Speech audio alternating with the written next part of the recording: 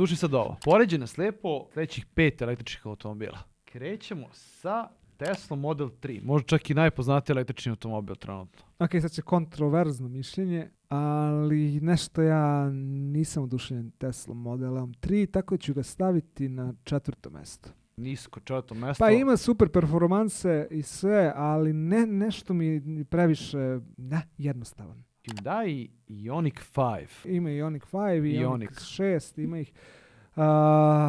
Meni se jako dopada kako taj automobil izgleda. Tako da ću ga staviti na visoko 2. mesto. Porsche Taycan. Opet kontroverzno. Brate, Porsche električni. Slažem se, tu se slažem. Nema Ali lepo izgleda. Lepo izgleda, sve je to super, ali bilo bi mi so na ranu. 5. mesto. EQS Mercedes. Ružan. Meni isto ne sviđa. Onako okrugao. Izuzetno.